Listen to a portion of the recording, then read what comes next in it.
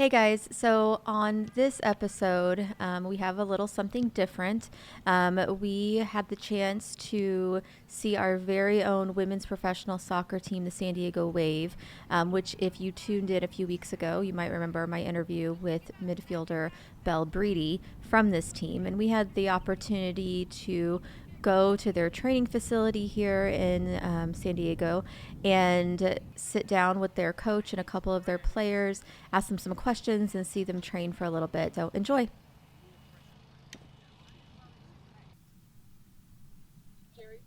Hi, Hi. Coach. How are you?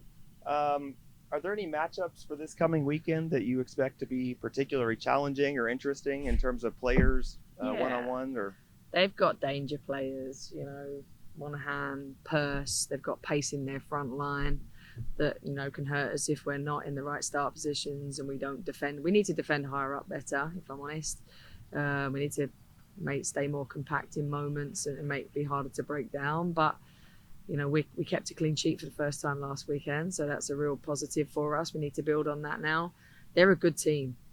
Scott's a good coach. He'll have them playing through the thirds, and we'll need to make sure that we're compact. We deny them spaces, but also, we know where the spaces are to exploit against them. We know where we can hurt them.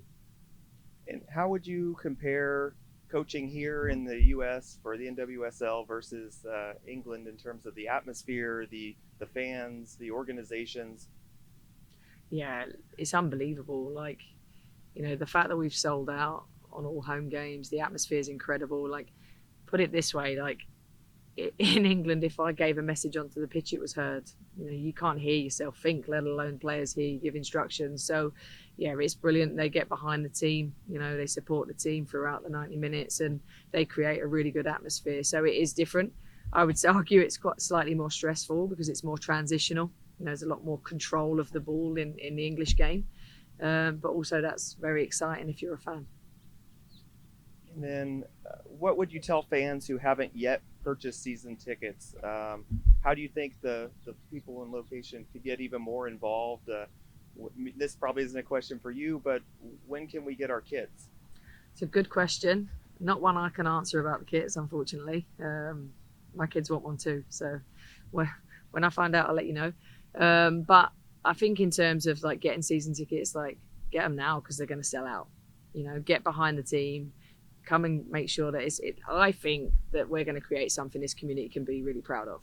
So let's be part of it from the start and come on this journey with us. Okay, one final question. Um, with all the negativity in some of the different clubs across the country, how do you specifically, or what approach do you take specifically to make sure each player feels welcome, included, and help their from a mental health standpoint, I guess? Yeah, listen, I've heard a lot of stories from the players and from the press, and I can only be authentically me, and I won't be anyone else. And that is me leading by example, showing that I make mistakes, having vulnerability, showing that I care for every single one of them. And I say to them every week, I'll care, I'll share. It doesn't mean they're going to play every week, but it doesn't mean that they're not a person and a human being that we look after.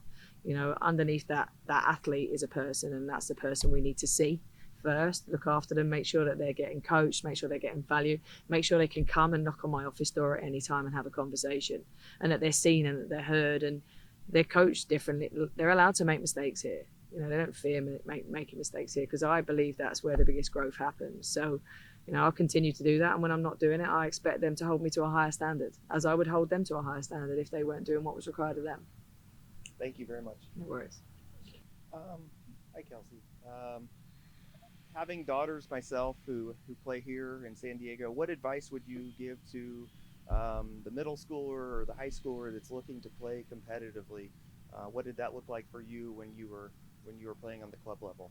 Absolutely. I think the biggest advice I would give is to just enjoy it, just to have fun. And this journey is so crazy. It's going to be a roller coaster of ups and downs and lessons learned, but just to take every moment and enjoy the ride. It goes by so quickly, and so that's probably the biggest advice I would give. Right. Is there any team this season that you particularly look forward to playing, or anybody that you dread playing coming up? Me in particular, or just either of us? You in particular. I don't have it. I don't know. I'm a rookie, and so I just feel like each game is something new, and they pose different problems. So I'm excited to take it game by game, and face the challenges of each individual opponent. Thank you. I have a couple questions for Kristen as well.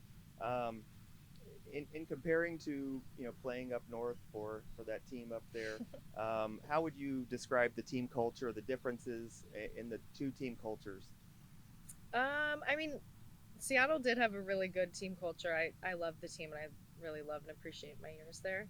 But I think what's so different is just everyone's new here, which has just kind of brought this like newfound excitement, and we're all coming together towards a common goal. So it's been really cool to build from day one. And yeah, I mean, we have an incredible group. We're all really tight knit. We have common goals. So it's been great so far. I guess the same question regarding young players. I know there's so much competitiveness, and what would be the best way or for training or any advice you could share with the young players coming up? I think mine would be similar to Kelsey's. I think from a young age, especially nowadays, like they get so serious and competitive at such a young age, which is great. But I think you also just need to dial back and like look at the bigger picture and enjoy the sport and enjoy the ride, because I think we can take it really, really seriously. And in the grand scheme of things, it's a sport and it should be fun. So, Thank you very much. thanks.